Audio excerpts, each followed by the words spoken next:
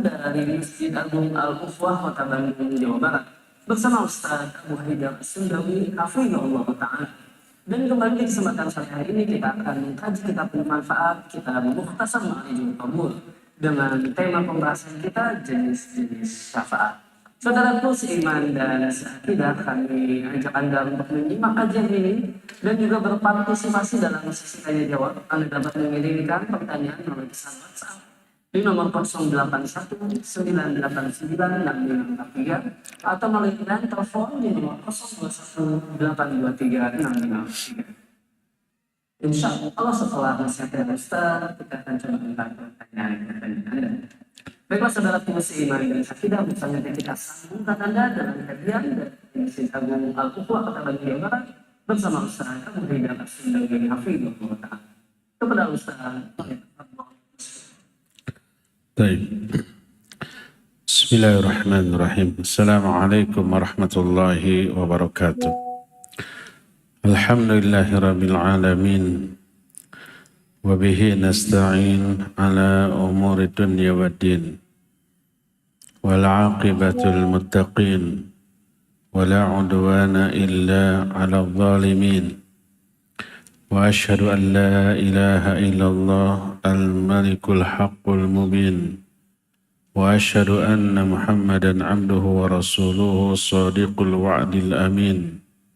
Wassalatu wassalamu ala asyrafil anbiya'i wal mursalin wa ala alihi wa ashabihi ajma'in wa man tabi'ahum bi ihsanin ila yaumiddin. Ba'd.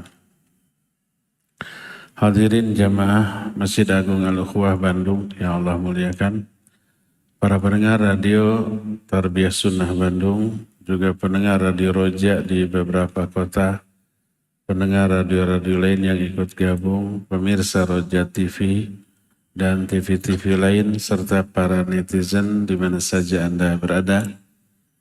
Kita kembali berjumpa melanjutkan kajian kitab Mukhtasar Ma'rijul Qabul. Di pertemuan yang lalu kita sudah sampai pada pembahasan syafaat, maknanya di antara iman kepada hari akhir adalah beriman kepada adanya syafaat. Syafaat ada dua jenis, dilihat dari segi diterima atau tidaknya. Pertama disebut dengan syafaatul muthbatah, syafaat yang ditetapkan berdasarkan syariat dan inilah yang diterima. Dan kedua asyafaatul manfiyah, syafaat yang ditolak. Adapun yang diterima adalah syafaat yang memenuhi dua syarat. Pertama, adanya izin Allah kepada orang yang memberi syafaat. Kedua, adanya ridha Allah kepada orang yang diberi syafaat. Adapun syafaat, maka ada beberapa jenis. Jenis pertama disebut asy-syafa'atul uzma, syafaat yang paling agung. Dan syafaat ini dikhususkan, dimiliki oleh Rasul alaihi salatu wassalam bagi seluruh manusia di padang mahsyar ketika mereka dikumpulkan dalam kondisi yang mengenaskan. Mereka kumpul dalam keadaan telanjang, tidak beralas kaki, tidak berkhitan, matahari sangat dekat. Mereka menderita dengan penderitaan yang tidak ada bandingannya dengan yang pernah dialami di dunia.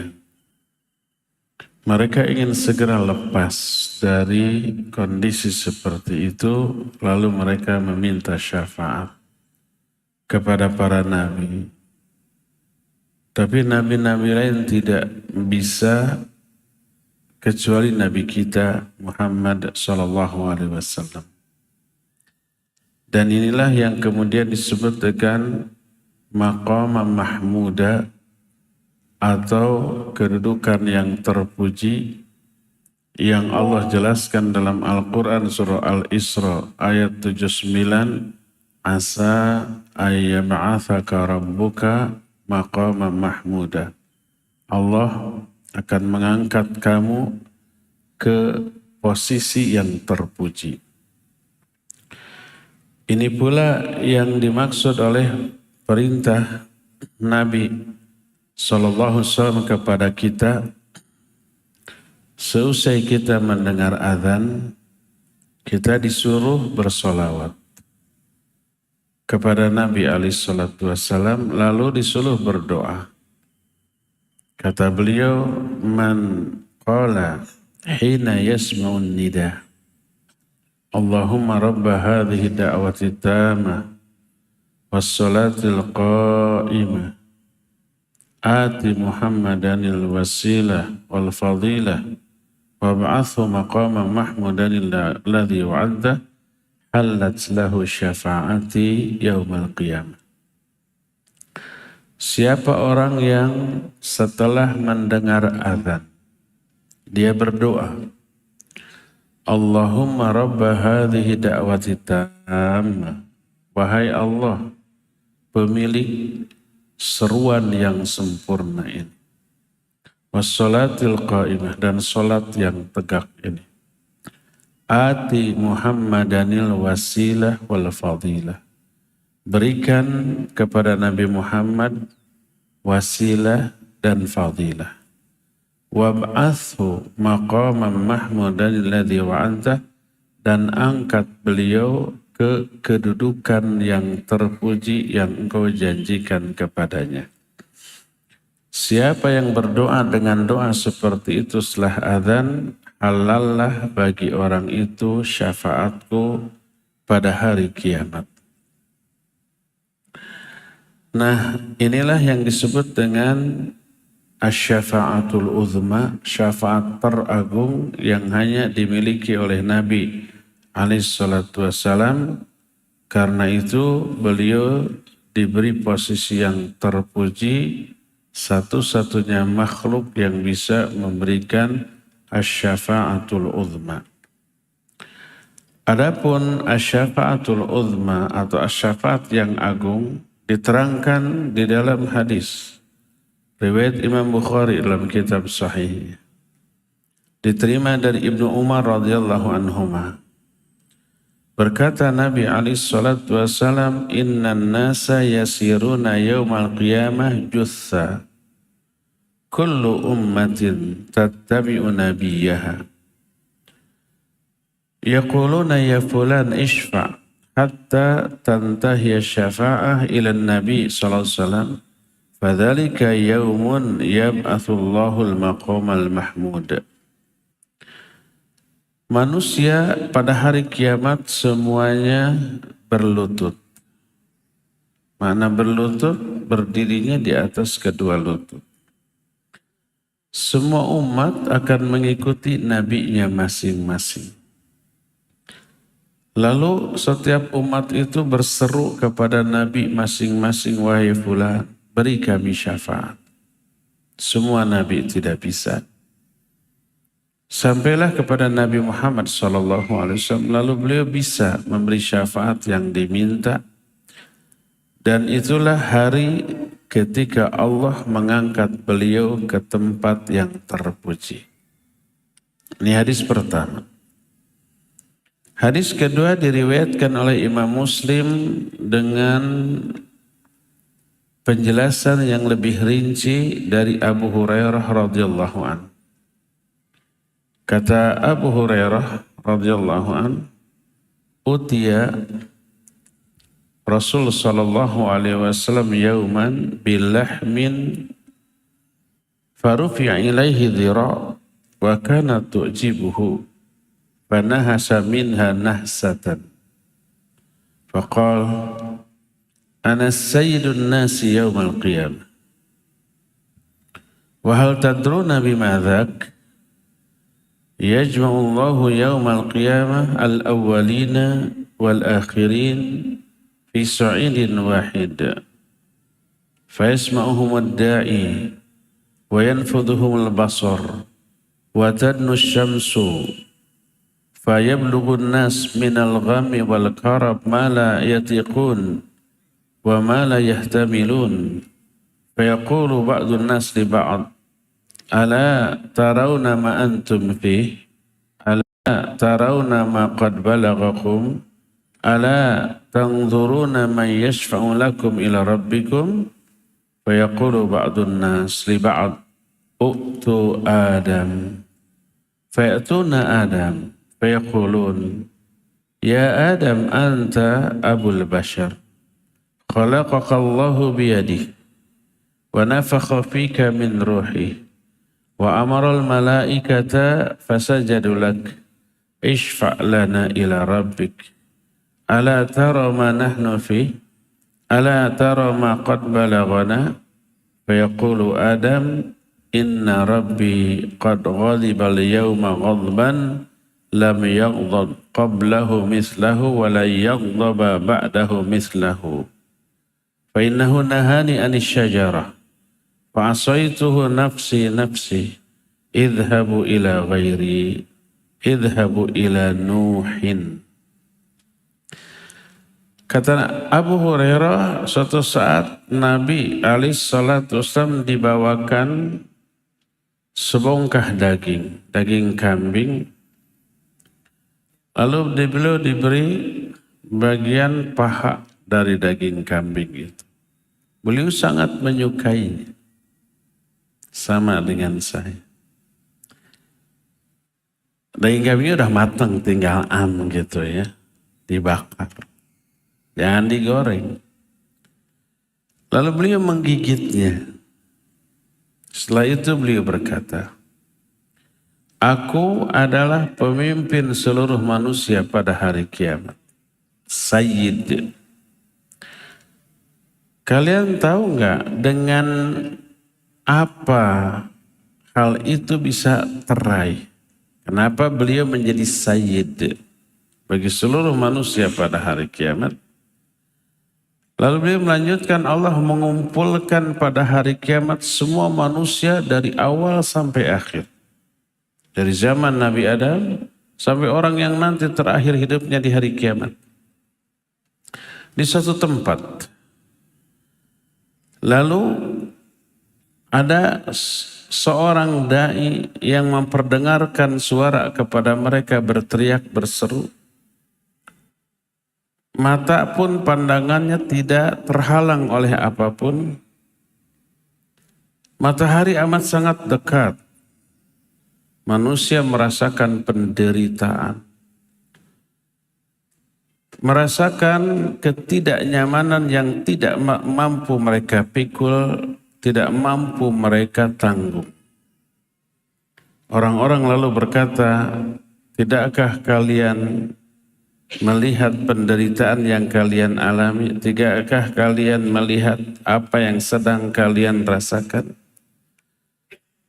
Tidakkah kalian mencari orang yang bisa memberikan syafaat kepada kalian? Maka orang-orang kemudian berkata, datanglah kepada Adam. Akhirnya mereka datang kepada Adam. Lalu mereka berkata kepada Adam, memuji Adam dengan kelebihan-kelebihan yang Allah berikan kepada Adam, yang tidak diberikan kepada nabi lain, termasuk nabi kita Muhammad SAW. Mereka berkata, wahai Adam, engkau adalah bapak seluruh manusia. Allah menciptakan engkau langsung dengan tangannya. Ini menunjukkan Allah punya tangan. Dan tangan di sini maknanya bukan kekuasaan. Masa menciptakan dengan kekuasaan, tapi langsung dengan tangannya. Selain beliau tidak langsung diciptakan dengan tangan Allah. Termasuk Nabi kita Muhammad SAW oleh proses yang normal, yang wajar. Dikandung 9 bulan, lahir seperti biasa. Adapun Nabi Adam langsung oleh Allah diciptakan dengan tangan. Allah pun langsung meniupkan ruhnya kepadamu. Dan Allah menyuruh para malaikat untuk sujud kepadamu, lalu mereka pun sujud. Ini kelebihan Yang dimiliki oleh Adam tidak dimiliki oleh yang lain. Pertama, Bapa seluruh manusia. Kedua, langsung diciptakan oleh Allah dengan tangannya. Ketiga, langsung ditiupkan ruh kepada jasadnya. Keempat, para malaikat pun disuruh sujud. Kepada Nabi SAW tidak. Malaikat tidak disuruh sujud. Nggak boleh di zaman Nabi SAW. Lau kuntu amiran ahadan ayasjuda li ahadin la amartul mar'ata litasjuda li zawjiha li'admi haqqihi alaiha. Andai aku berhak menyuruh seseorang untuk sujud ke orang lain, niscaya aku perintahkan para istri untuk sujud ke suami. Saking besarnya hak suami atas dirinya. Kalau boleh, tapi karena tidak boleh, Nabi tidak merintahkan istri untuk sujud ke suami. Jadi ini 4 kelebihan Adam. Ya Adam, engkau bapa seluruh manusia. Allah menciptakan engkau langsung dengan tangannya. Allah tiupkan ruh kepada jasadmu. Allah perintahkan malaikat untuk sujud, mereka sujud. Berilah kami syafaat. Tidakkah engkau melihat penderitaan yang kami alami?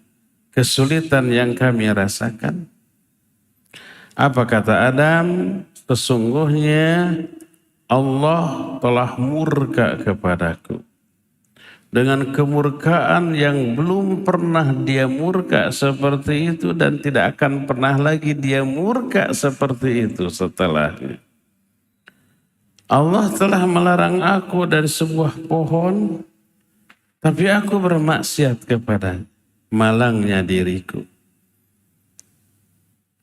Pergilah kamu kepada orang lain, pergilah kepada Nuh. Lalu orang-orang pun fayatuna Nuhan alaihissalam. Orang-orang pun kemudian datang kepada Nuh. Lalu berkata, ya Nuh, anta awwalu rasulin ilal arab. Sammakallahu abdan syakura. Ishfa' lana ila rabbik. Wahai Nuh, engkau Rasul pertama yang oleh Allah diutus ke muka bumi.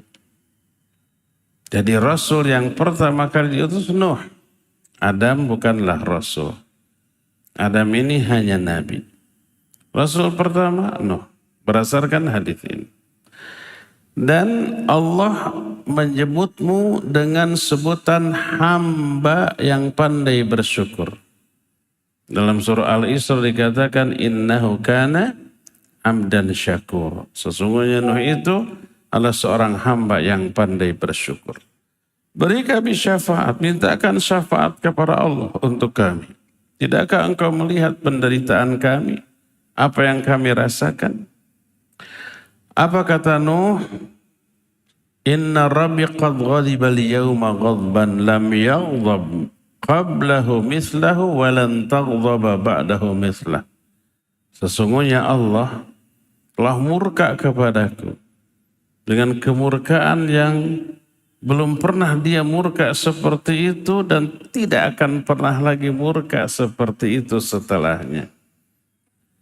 Apa yang membuat murka? Innahu qad kanat da'wah da'autu biha ala qaumi. Karena aku telah mendoakan kecelakaan kepada kaumku. Itu yang pertama. Lalu dalam kitab Sahih Bukhari dia menyebutkan beberapa kesalahan. Salah satu kesalahannya meminta kepada Allah tanpa ilmu. Bertanya tentang suatu tanpa ilmu. Ketika anaknya Kan'an tenggelam. Terus dia bilang, Allah, sungguhnya dia anakku, keluargaku. Lalu Allah menyatakan, innahu laisa min ahlik. Dia bukan lagi keluargamu. Karena dia beramal dengan amal yang salah, yang tidak soleh. Jangan kamu minta kepadaku sesuatu tanpa ilmu. Lalu beliau pun menyatakan, a'udzubillahi, aku berlindung kepada Allah dari meminta sesuatu tanpa ilmu. Ini dianggap kesalahan. Ini yang membuat dia tidak pede untuk memintakan syafaat kepada Allah bagi manusia. Idhabu ila Ibrahim. Pergilah kamu kepada Ibrahim. Orang-orang kemudian mendatangi Ibrahim. Lalu berkata, anta Nabiullah wa khaliluhu min ahlil ard, isfa' lana ila rabbik. Ya, wahai Ibrahim, engkau adalah Nabiullah, Khalilullah di muka bumi. Mintakan syafaat kepada Allah untuk kami. Tidakkah engkau melihat penderitaan kami, kesulitan kami? Apa kata Ibrahim? Inna rabbi qad ghadiba al-yawma ghadban lam yaghdab qablahu mislahu wa la yaghdaba ba'dahu mislah.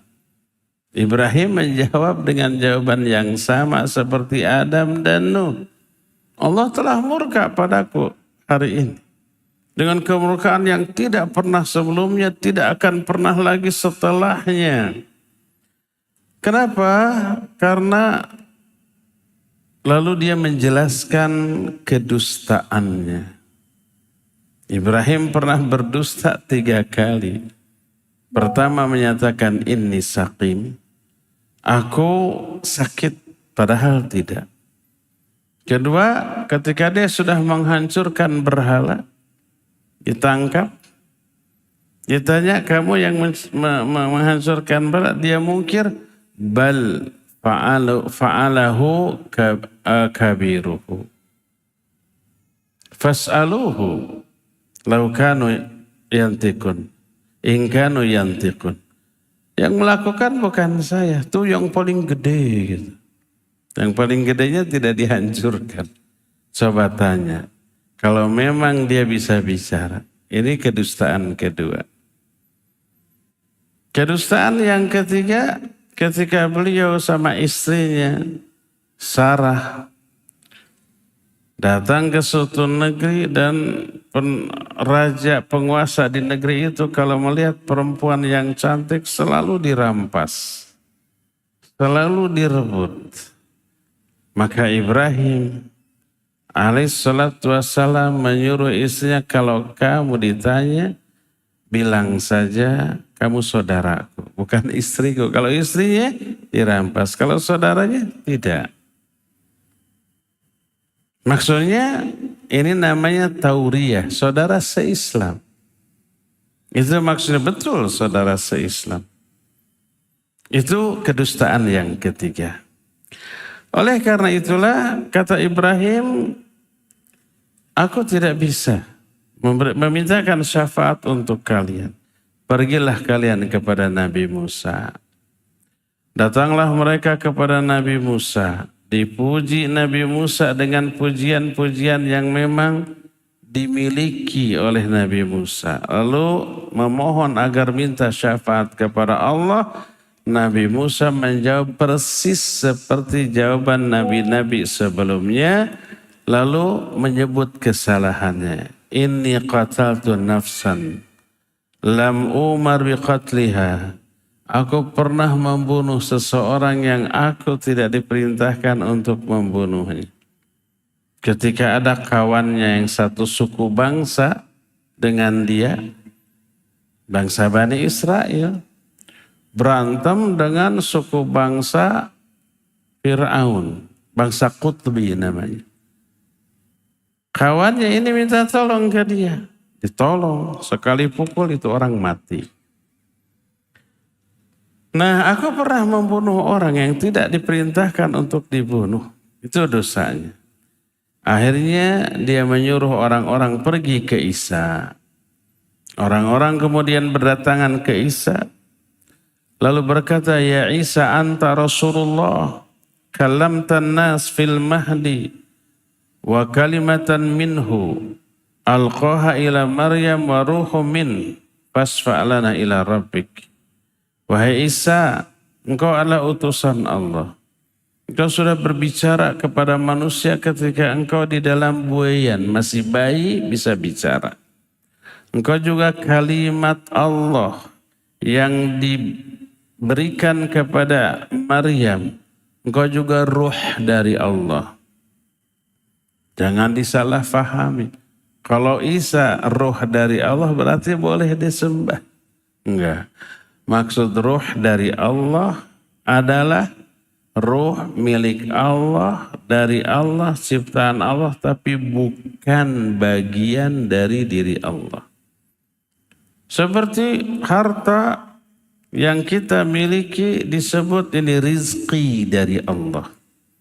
Apakah rizki ini bagian dari diri Allah? Bukan. Ini karunia dari Allah. Artinya Allah yang memiliki, Allah yang kasih, tapi bukan bagian dari diri Allah.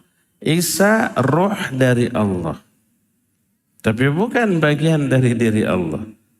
Sama ketika Adam diciptakan, maka disebutkan wa nafakha fihi min ruhi. Allah meniupkan kepada Adam ruh dari Allah. Ruh dari Allah bukan bagian dari diri Allah, tapi makhluk ciptaan Allah. Lalu ruh ciptaan Allah itu ditiupkan kepada Adam. Maka Adam tidak memiliki hak uluhiyah, hak untuk disembah. Demikian juga Isa ditiupkan ruh dari Allah kepadanya. Tapi ruh ini bukan bagian dari diri Allah.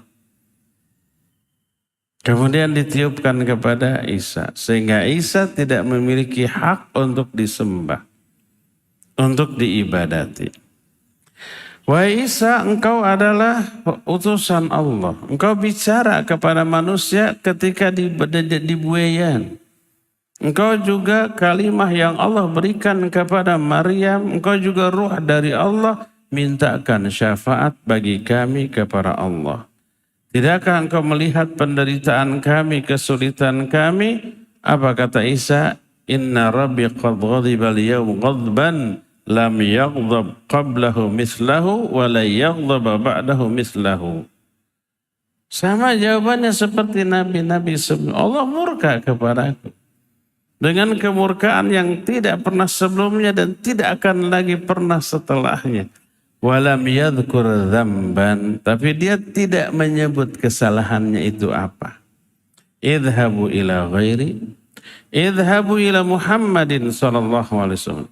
Datang kalian kepada Muhammad sallallahu alaihi wasallam. Mereka datang kepada Nabi sallallahu alaihi wasallam lalu berkata, "Ya Muhammad, anta Rasulullah wa khatamul anbiya wa ghafarallahu laka ma taqaddama min dhanbika wa ma ta'akhkhar. Isfa' lana ila rabbik." Hai Muhammad, engkau utusan Allah, penutup para nabi. Allah telah mengampuni dosamu yang lalu dan yang akan datang. Mintakan kepada Allah syafaat untuk kami. Apa respon Nabi SAW? Fa'antaliqu fa'ati tahtal arsh fa'aqa'u sajidan li rabbi thumma yaftahu Allahu alayya wa yulhimuni min mahamidihi wa husni thana'i alai syai'an lam yaftahu li ahadin qabli. Aku pun pergi ke bawah arsh, lalu aku tersungkur sujud kepada Allah.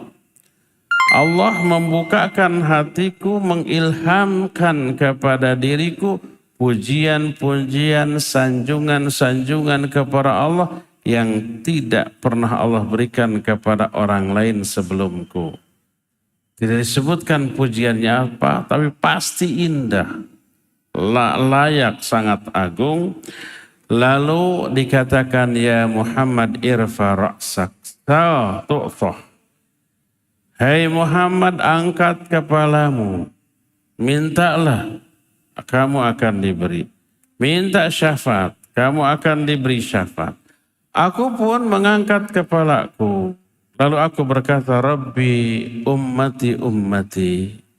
Ya Allah, umatku, itu umatku. Apa kata Nabi SAW? Ya Muhammad, adkhil min ummatika man la hisaba alaihi minal babil aiman min abwabil jannah wa hum syuraka'un nasi fi masyiwa dhalika minal abwab walladhi nafsu Muhammadin biyadih innama baina masra'aini min masari'il jannah lakama baina Makkah wa Hajar au kama baina Makkah wa Busra. Kata Allah, wahai Muhammad, masukkan dari kalangan umatmu ke dalam surga, yaitu orang-orang yang tidak ada hisab atas mereka. Masukkan dari pintu sebelah kanan dari pintu-pintu surga. Dan tidak ada yang bersyirikat, orang lain selain umatmu tidak akan masuk ke dalam pintu tersebut.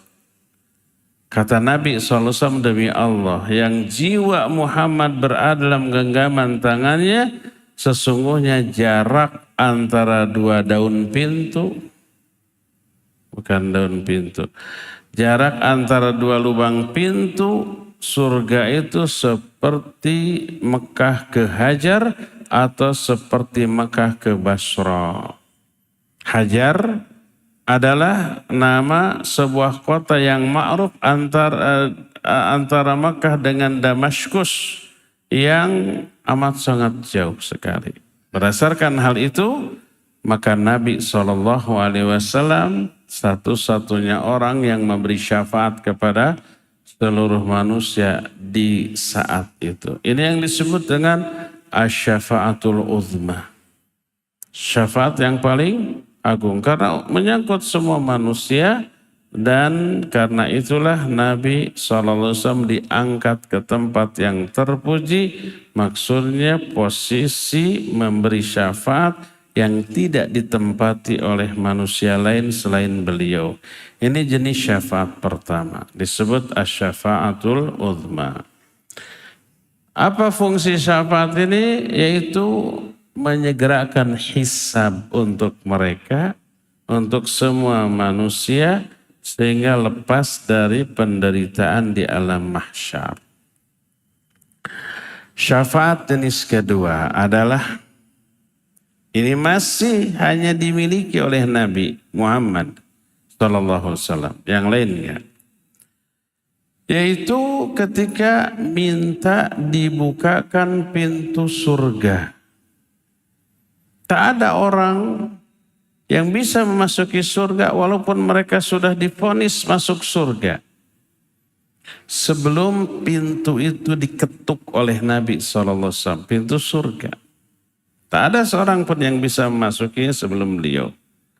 Dan beliaulah orang yang pertama kali mengetuk. Sebagaimana hadis sahih riwayat Imam Muslim dari Anas bin Malik radhiyallahu an, berkata Rasul alaihi salatu wasallam, ana awwalun nasi yashfa'u fil jannah wa ana aktsarul anbiya taba'an. Kata Nabi SAW, aku manusia yang paling pertama memberi syafaat di surga. Dan aku adalah Nabi yang paling banyak pengikutnya. Dalam riwayat lain, masih riwayat Imam Muslim, masih dari Anas bin Malik, berkata Nabi SAW, ana aktsarul anbiya'i taba'an yaumal qiyamah wa ana awwalu may yaqra'u babal jannah. Aku adalah Nabi yang paling banyak pengikutnya pada hari kiamat. Aku adalah manusia yang paling awal mengetuk pintu surga. Dalam riwayat lain, ana awwalu syafi'in fil jannah lam yusaddaq nabiyyun minal anbiya ma suddiqtu wa inna minal anbiya nabiyyan ma yusaddiquhu min ummati illa rajulun wahid. Aku adalah orang yang pertama kali memberi syafaat di surga, agar para ahli surga bisa masuk surga. Setelah dapat tiket surga nggak bisa masuk tanpa syafaat dari Nabi SAW. Setelah dapat syafaat, baru mereka semua berbondong-bondong masuk surga. Aku adalah orang Nabi, tidak ada seorang Nabi pun yang diimani seperti halnya diriku.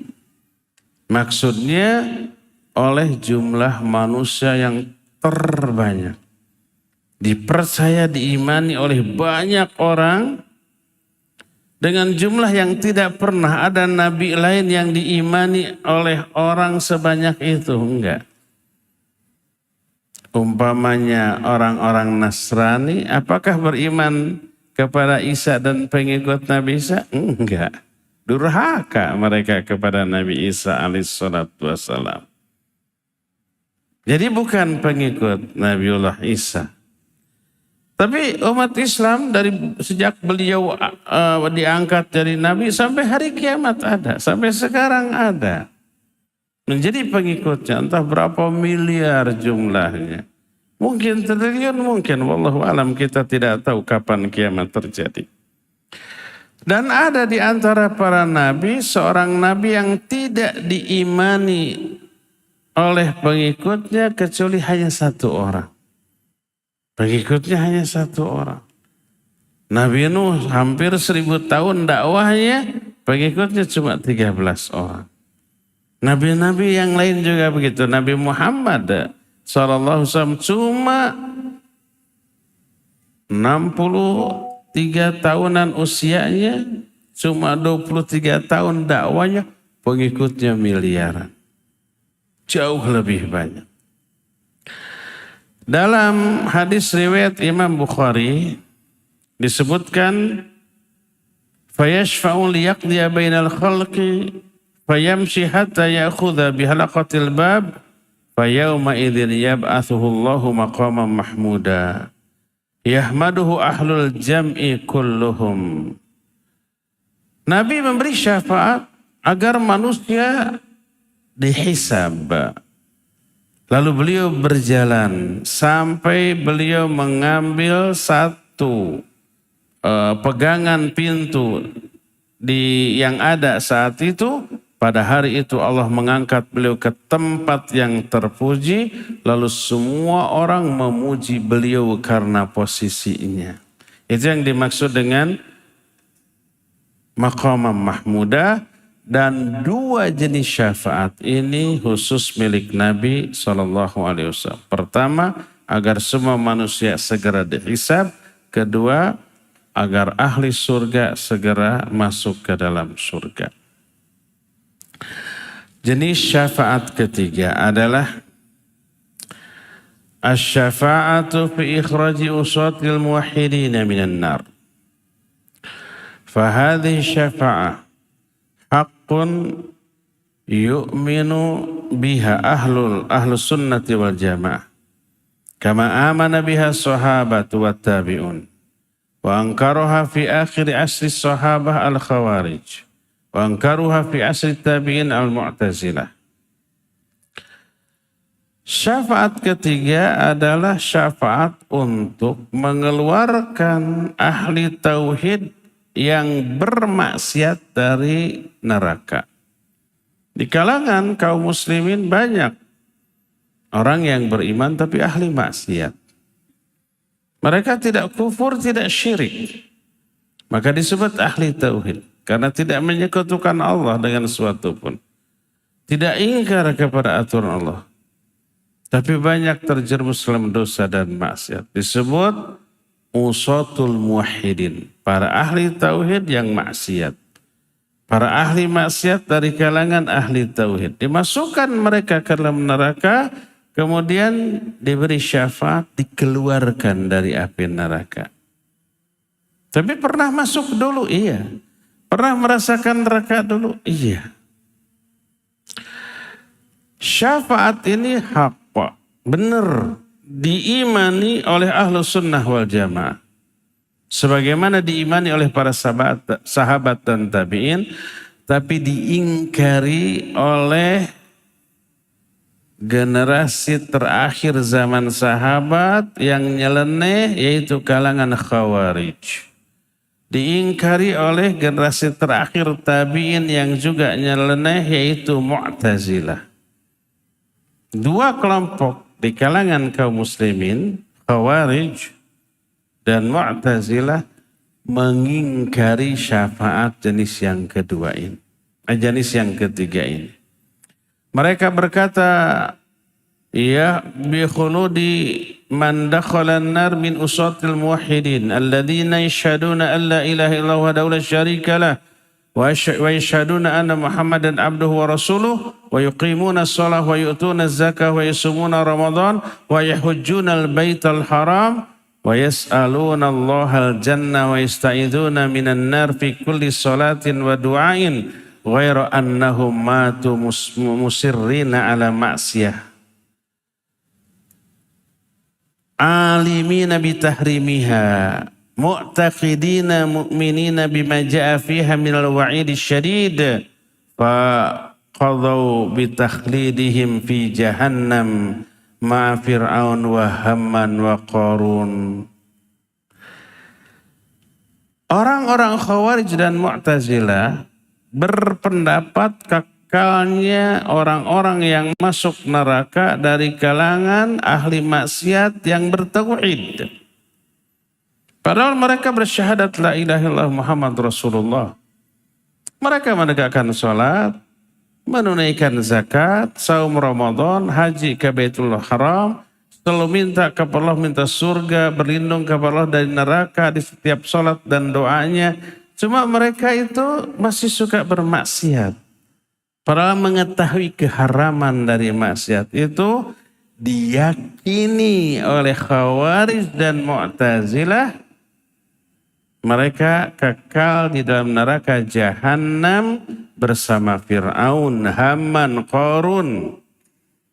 Itulah prinsip Khawarij dan Mu'tazilah. Mereka menyempal dari akidah Ahlussunnah wal Jamaah. Mereka menentang firman Allah dalam Al-Quran surah Shad ayat 28. Am naj'alul ladzina amanu wa amilus solihat kal mufsidina fil ard. Am naj'alul muttaqina kal fujjar. Apakah kami akan menyamakan orang-orang beriman dan beramal soleh seperti orang-orang yang mengadakan kerusakan di muka bumi? Atau kami menyamakan orang bertakwa dengan orang durhaka?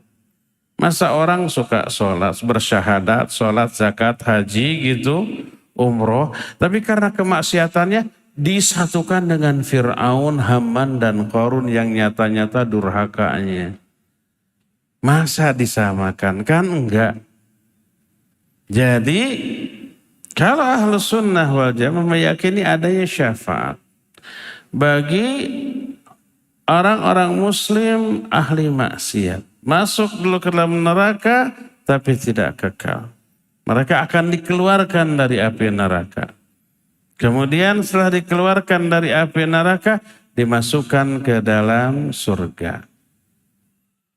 Di dalam hadis riwayat Imam Bukhari dari Anas, berkata Rasul sallallahu alaihi wasallam, "Tsumma asfa'u fayuhaddu li haddan fa ukhriju fa udkhiluhumul jannah." Aku memberi syafaat kepada ahli maksiat di kalangan umatku yang masuk ke dalam neraka. Lalu aku diberi jumlah batasan. Berapa jumlah yang bisa dikeluarkan? Aku keluarkan mereka dari neraka, lalu aku masukkan mereka ke dalam surga.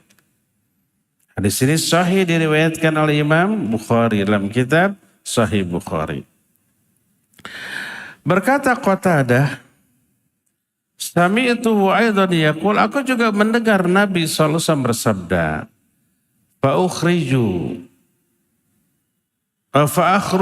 akhruju minan nar wa udkhiluhumul jannah. Tsumma a'udu fasta'dhantu ala rabbi fi dari fayu'dhanu li alayhi fa idza ra'aituhu waqa'tu lahu sajidan fayad'uni ma sya'allahu ayad'ani thumma yaqul irfa Muhammad wa qul yusma wasfa wa qul tusma wasfa tusfa wasal tu'ta. Aku keluar, kemudian aku mengeluarkan mereka dari neraka dan memasukkan mereka ke dalam surga. Lalu aku kembali kepada Allah. Aku meminta izin kepada Allah untuk kembali mengeluarkan sejumlah yang lain. Aku diizinkan.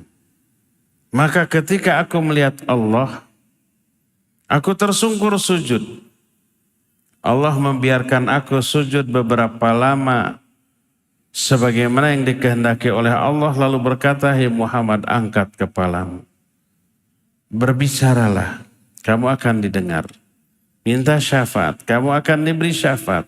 Minta sesuatu, aku akan berikan permintaanmu." Aku mengangkat kepalaku, lalu aku memuji kepada Allah dengan pujian-pujian yang Allah ilhamkan kepadaku. Kemudian aku diberi hak memberi syafaat. Aku diberi batasan dengan jumlah tertentu. Aku keluarkan mereka dari neraka lalu aku masukkan ke dalam surga. Itu terus berkali-kali sampai jumlah kaum muslimin yang dari neraka, yang dikeluarkan dari neraka itu sampai tidak terhitung. Sampai dikatakan di akhir hadis ini, hatta ma yabqa finnar illa man habisahul Qur'an ay wajaba alaihil khulud. Sampai tidaklah tersisa orang di neraka kecuali orang yang memang ditetapkan oleh Quran. Maksudnya ditetapkan sebagai orang yang kekal di dalam neraka. Dan ini juga termasuk ayat yang Allah jelaskan, asa ayyab'atsaka rabbuka maqaman mahmuda. Nabi diangkat ke posisi yang terpuji, yang tidak dimiliki oleh nabi lain, bisa mengeluarkan berkali-kali umatnya ahli maksiat dari neraka, dikeluarkan kemudian dimasukkan ke dalam surga. Syafaat seperti ini jelas ada dalam ayat, dalam hadis, tapi diingkari oleh Khawarij dan Mu'tazilah. Dalam hadis yang diriwayatkan oleh Imam Muslim dari Anas bin Malik, berkata Nabi SAW, "Yakhruju minan nar man qala la ilaha illallah wa kana fi qalbihi minal khair ma yazinu sya'ira. Thumma yukhraju minan nar man qala la ilaha illallah wa kana fi qalbihi minal khair ma yazinu burra. Thumma yukhraju minan nar man qala la ilaha illallah wa kana fi qalbihi minal khair ma yazinu durrah." Akan dikeluarkan dari api neraka orang yang mengatakan la ilaha illallah dan di dalam hatinya ada kebaikan walaupun sebiji gandum. Tapi gandum yang masih ada kulitnya. Kemudian akan dikeluarkan dari neraka orang yang mengatakan la ilaha illallah dan di dalam hatinya ada kebaikan walaupun sebesar sebiji gandum yang sudah dikupas. Lebih kecil lagi. Dan akan dikeluarkan dari neraka orang yang mengatakan la ilaha illallah, orang yang dalam hatinya ada kebaikan walaupun sekecil benih. Benih lebih kecil lagi. Ini menunjukkan ada di kalangan umat Islam masuk neraka dulu karena dosa-dosa yang besar.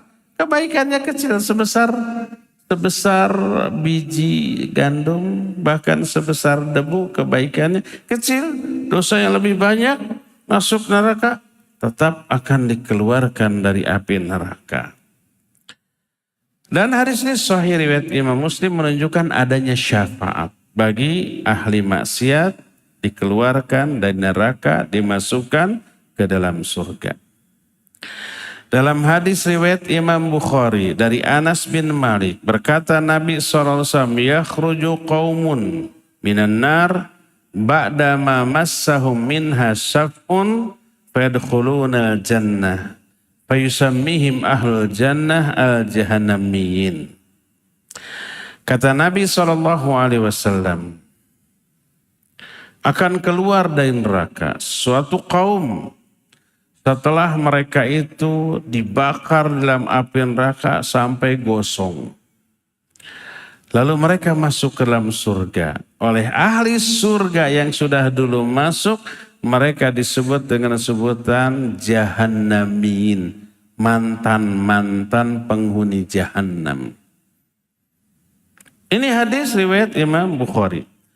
Dan banyak lagi hadis-hadis yang lainnya yang menjelaskan adanya syafaat berupa dikeluarkannya ahli neraka dari neraka karena syafaat tersebut. Lalu dimasukkan ke dalam surga.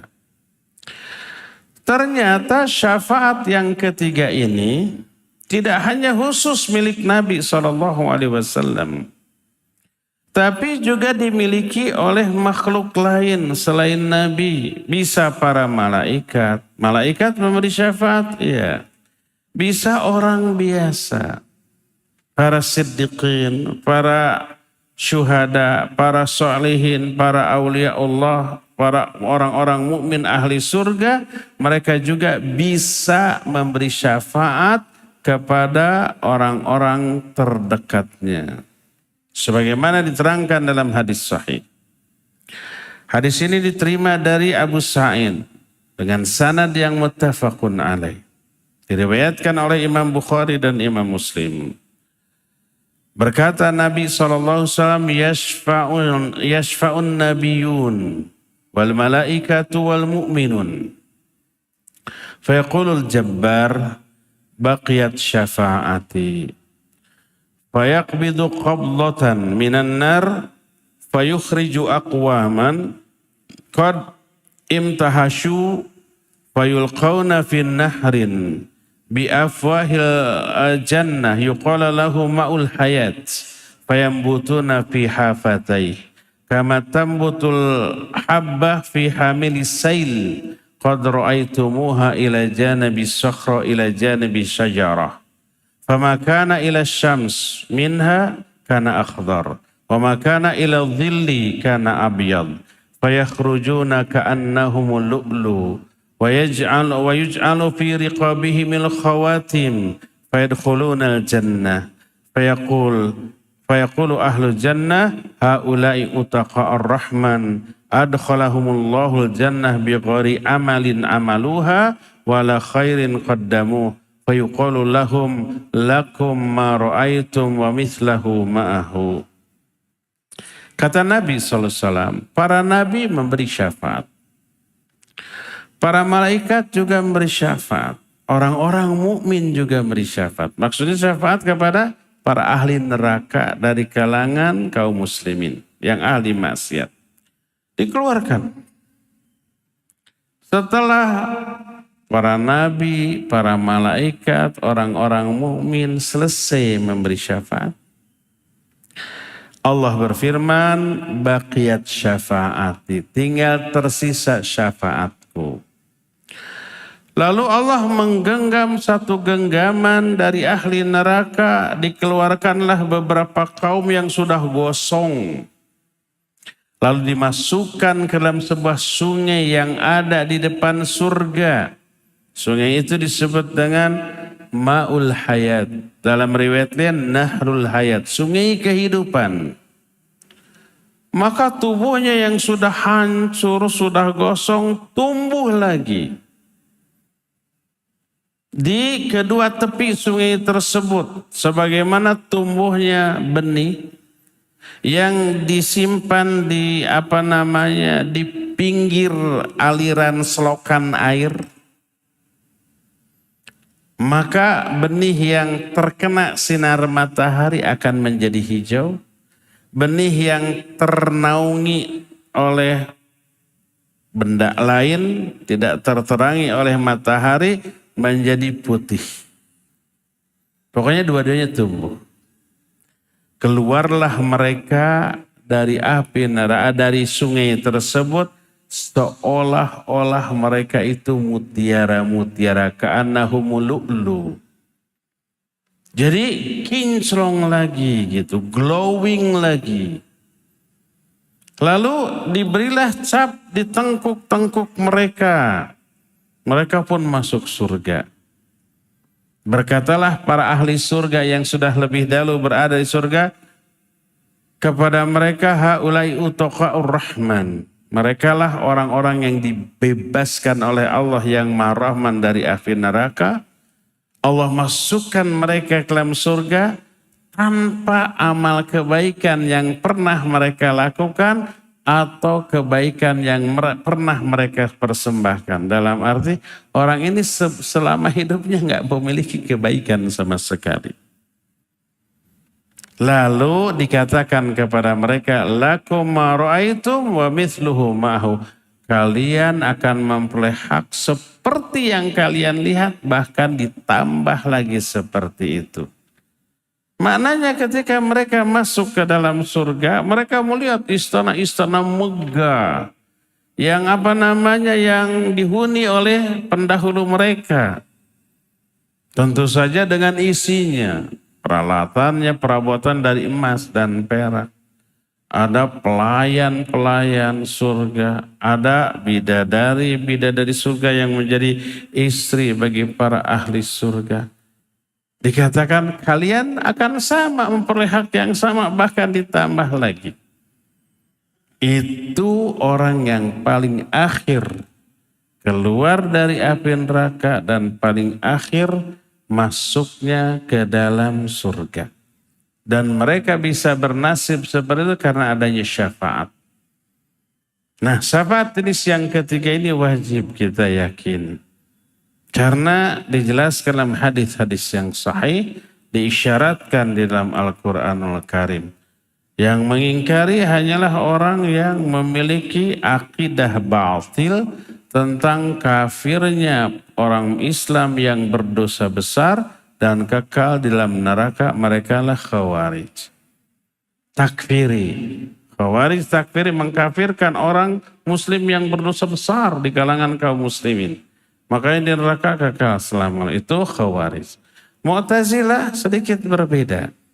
Orang mukmin yang berdosa besar di dunia, mereka tidak mukmin, tidak kafir. Tidak dikafirkan oleh Mu'tazilah, tapi juga tidak disebut mukmin. Tapi mereka berada di tengah-tengah antara dua status itu.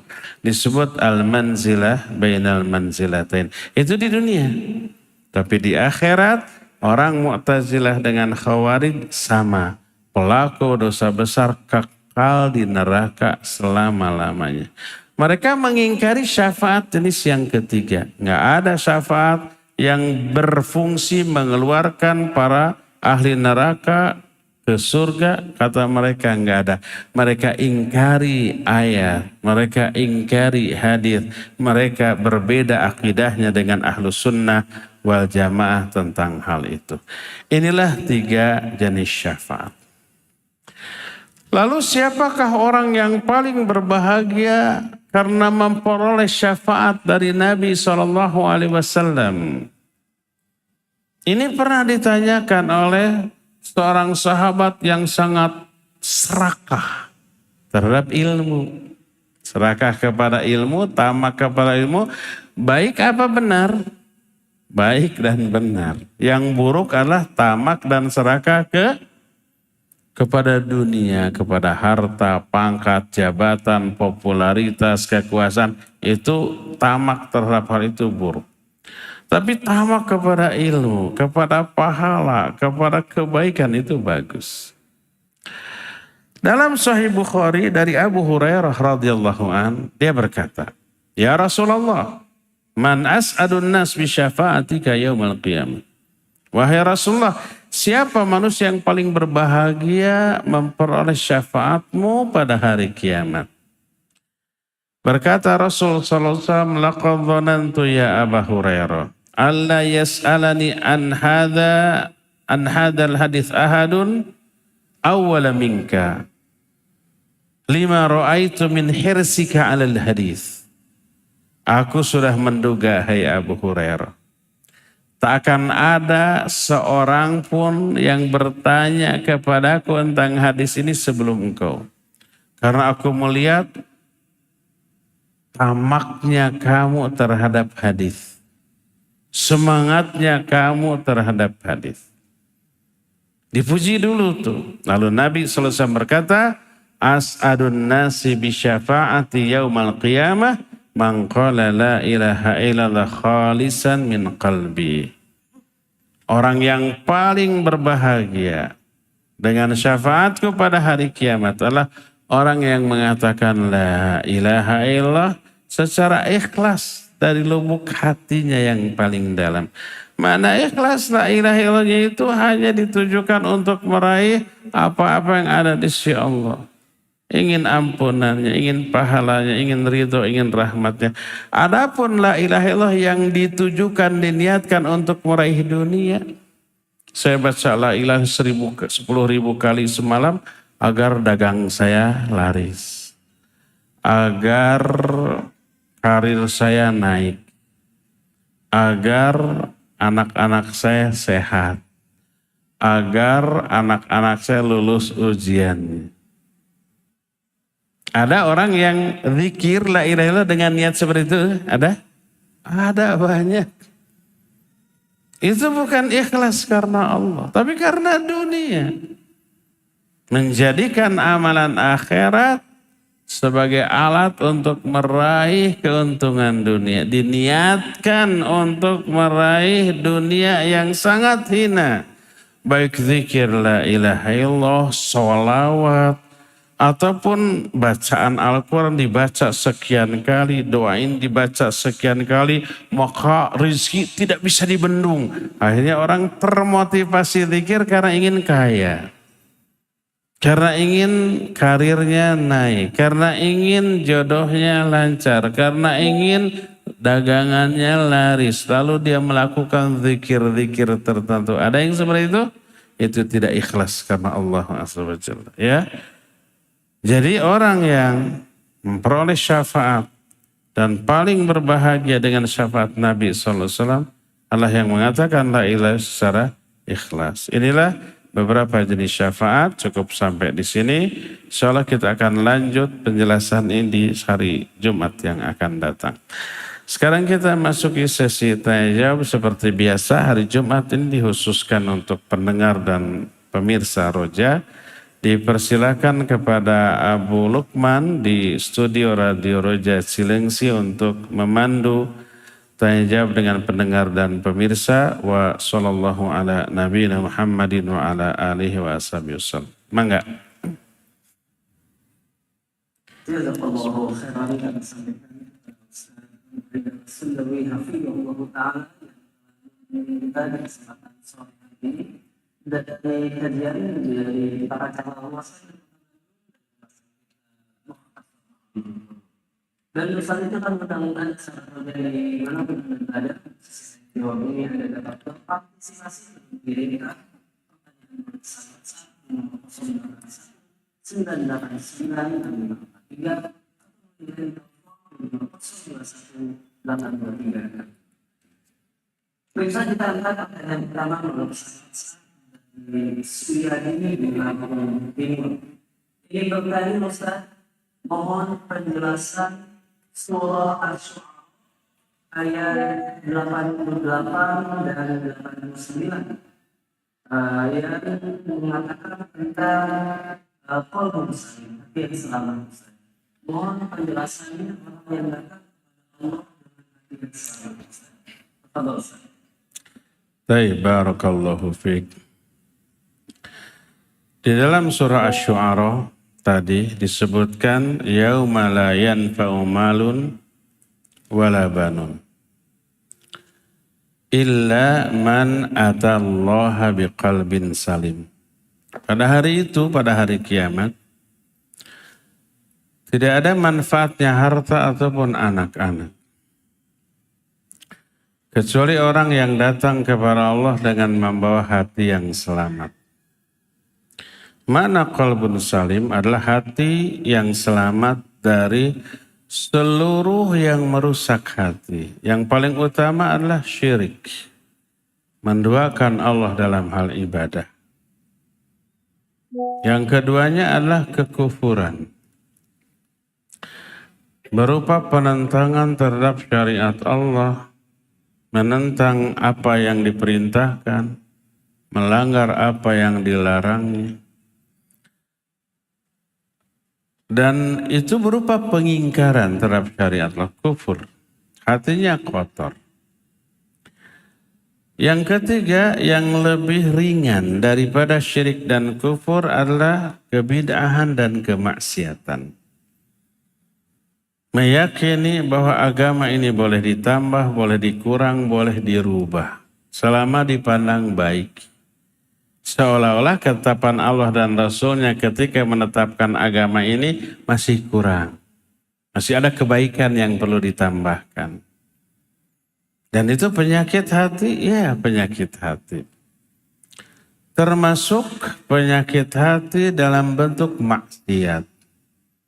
Adanya kesenangan untuk berdusta walaupun dia mengakui dosa dari dusta, dari gibah, dari mencela, hasad, dengki, zalim kepada sesama.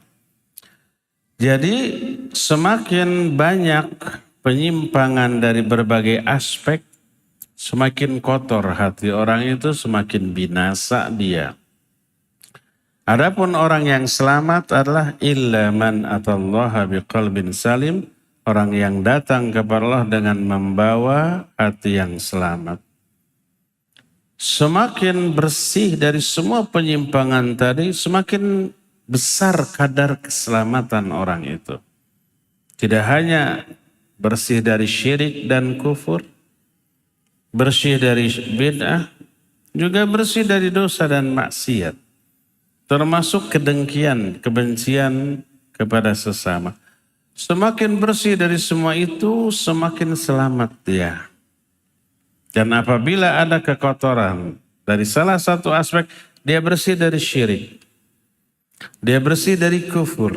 Dia bersih dari bid'ah. Tapi ada kotor berupa dosa dan maksiat. Maka dia terancam. Dengan apa? Dengan azab. Karena ada nas Al-Quran dan Sunnah yang memberi ancaman kepada pelaku maksiat itu. Orang yang dusta ada ancaman neraka. Orang yang gibah ada ancaman neraka. Orang yang mencela ada ancaman neraka. Terancam ya. Apakah pasti ke neraka? Nah, kalau pasti tidaknya, tidak pasti. Mungkin bisa selamat dari api neraka walaupun ada dosa? Mungkin. Kenapa? Karena terhapus oleh beberapa amalan penghapus dosa. Pertama mungkin terhapus oleh istighfar, oleh taubat. Yang kedua terhapus oleh infak dan sedekah. Ketiga terhapus oleh kebaikan-kebaikan. Innal hasanati yudhibnas sayyiat.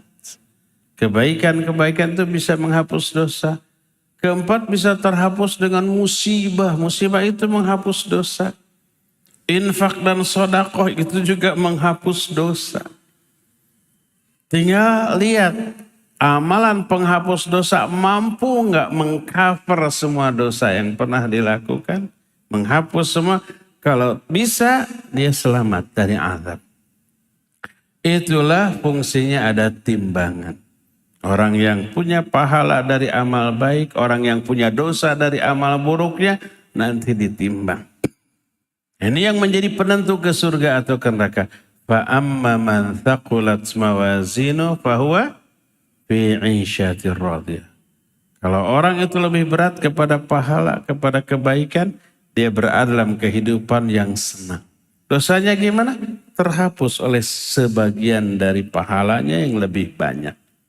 Wa amma man khaffat mawazinu. Kalau orang itu ringan kebaikannya, berarti dosanya lebih banyak. Fa ummuhu hawiyah. Tempat tinggalnya di neraka hawiyah. Di neraka dulu dia. Jadi kita tetap harus menghukumi sebuah perbuatan apa haram apa tidak. Harus dijelaskan ini ancaman. Ancaman bukan vonis. Orang yang melakukan ini ancamannya neraka. Orang yang melakukan itu ancamannya neraka. Orang yang melakukan perbuatan syirik kecil besar ancaman neraka. Melakukan perbuatan bidah ancaman neraka. Dosa maksiat ancaman neraka. Ini baru ancaman bukan vonis. Apalagi memastikan pastikan neraka enggak, terancam. Sebagaimana yang sholat, tahajud, saum, maka diberikan janji surga. Janji loh, belum vonis pasti ahli surga, belum pasti. Ini yang pelaku kebaikan diberi janji surga, pelaku keburukan diancam neraka. Ini sekali lagi bukan vonis, tapi ancaman dan janji. Terus akhirnya gimana, ke surga atau ke neraka? Ada orang melakukan amal soleh juga amal salah. Ada yang begitu? Semua orang begitu, termasuk kita. Apa kita selalu beribadah beramal soleh gak pernah dosa? Pastilah kita berdosa. Ketika melakukan dosa kita terancam siksa. Ketika melakukan ibadah kita dijanjikan surga. Jadi kita ke surga atau ke neraka? Ditimbang. Makanya kalau kita mengatakan ini haram, gak boleh, ini dalilnya. Ini bukan mengkafirkan, bukan memvonis ahli neraka. Bukan. Terancam dia. Ini haram, gak boleh dilakukan. Ini nih ayatnya, ini hadisnya, ini kaul ulamanya. Ini haram, gak boleh. Orang yang tidak paham, mengkafirkan. Memvonis ahli neraka. Karena orang itu gak paham terhadap prinsip kita dalam menghukumi sebuah perbuatan dan memvonis seseorang dengan vonis surga dan neraka, dua hal yang berbeda ya. Demikian wallahu a'lam bissawab. Silakan lagi Abu Lukman. Jazakallahu khairan.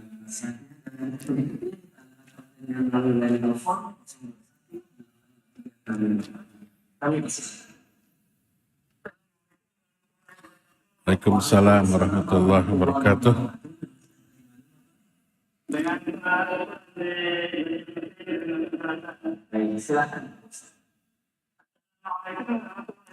Waalaikumsalam warahmatullahi wabarakatuh.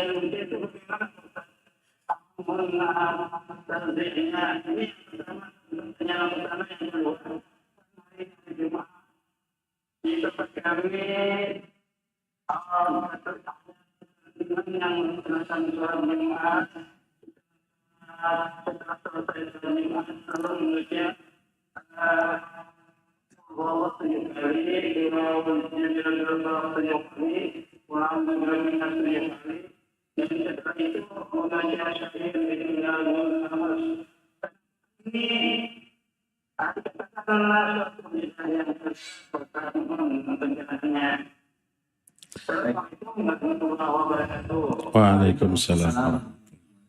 Iya. Bapak di Banjarmasin, Kalsel, barakallahu fiik. Ada dua pertanyaan. Pertanyaan yang pertama adalah tentang ayat walaqad dzara'na li jahannama katsiran minal jinni wal ins. Lahum qulubun la yafqahuna biha.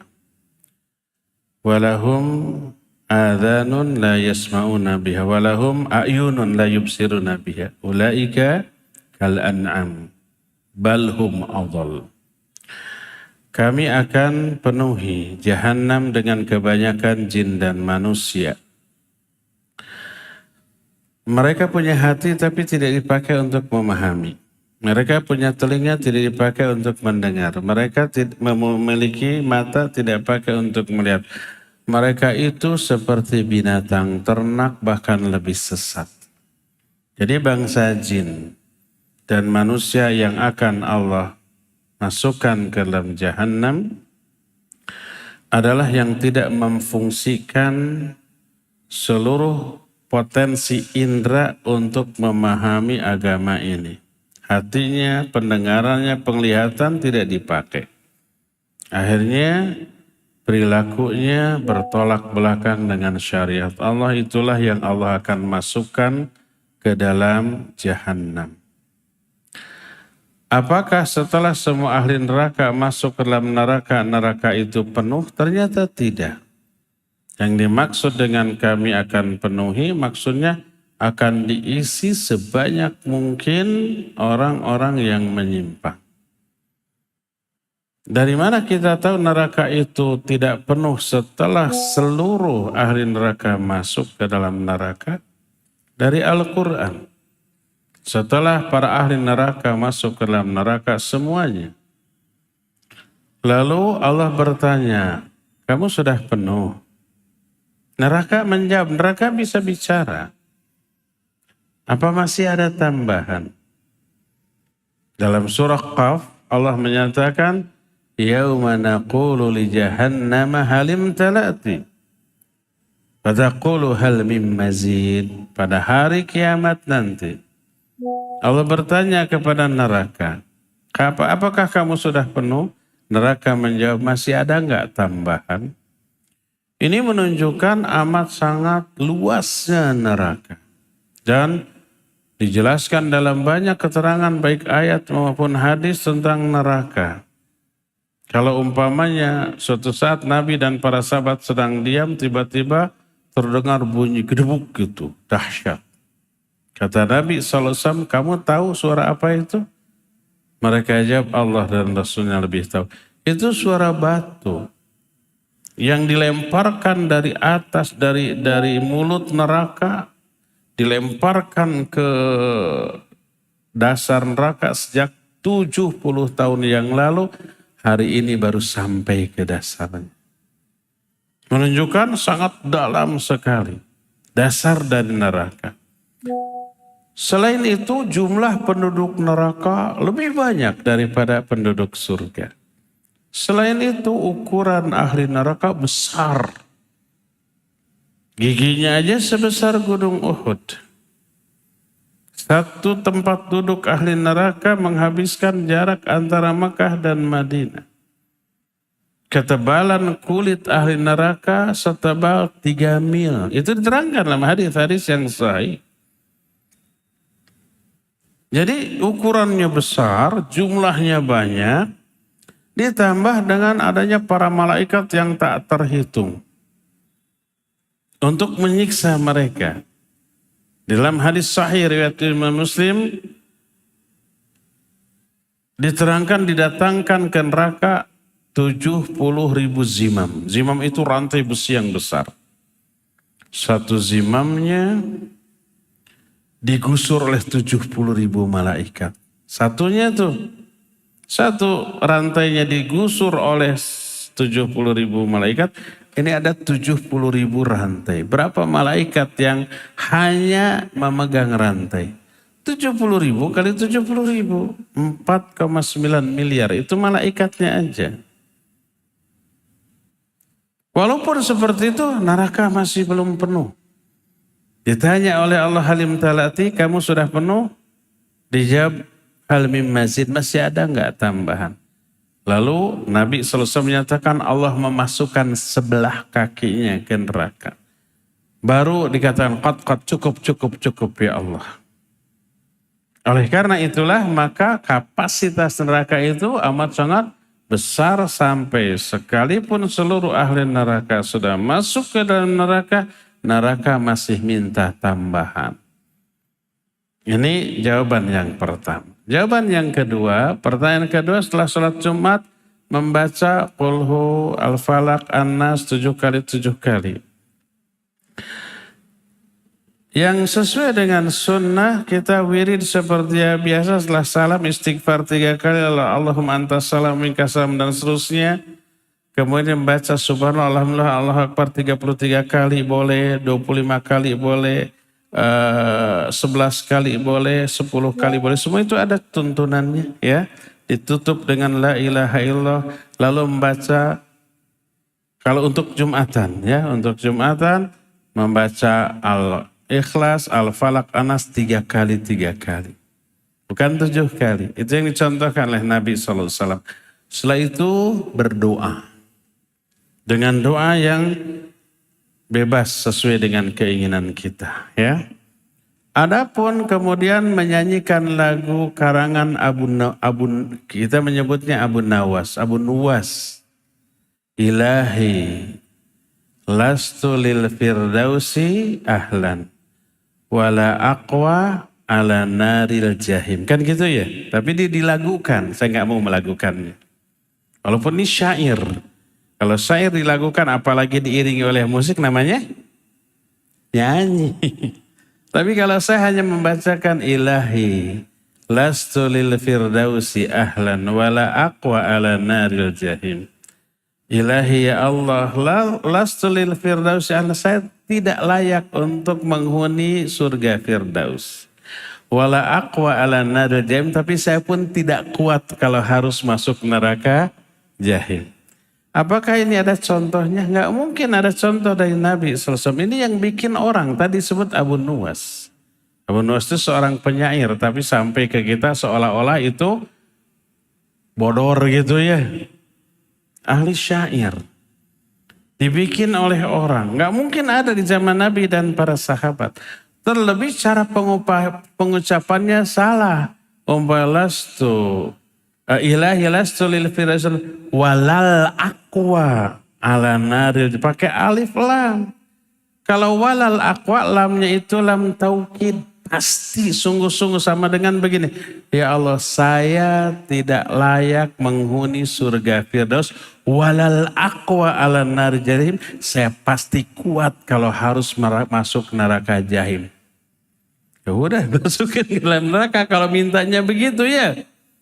Harusnya laknya itu panjang, lak nafi. Wala aqwa ala naril jahim. Ini dibacanya sering dengar.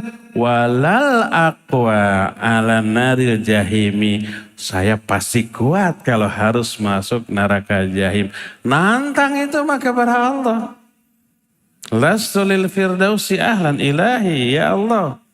Lastu lil firdausi ahlan, saya tidak layak untuk menghuni surga firdaus. Walal aqwa ala naril, dan saya pasti kuat masuk neraka jahim. Nantang. Jadi itu bukan dari Nabi SAW, dari para sahabat, dari para ulama, penyair. Apalagi ada orang yang menyatakan penyair itu sama dengan pemusik, padahal nggak sama, beda ya. Penyair, penyanyi, pemusik, dua hal yang berbeda. Para ulama ahli syair banyak. Dewan Syafi'i, Imam Syafi'i banyak membuat syair-syair yang indah dan bermakna, terkumpul dalam kitab Dewan Syafi'i. Itu syair. Tapi jangan bilang bahwa Imam Syafi'i pemusik, penyanyi. Ahli syair beliau, semua ulama ahli syair ya. Demikian wallahu a'lam bishawab, cukup ya sampai di sini aja dulu, insyaallah kita jumpa kembali di hari Jumat yang akan datang. Subhanakallahum bihamdik asyhadu an la ilaha illa anta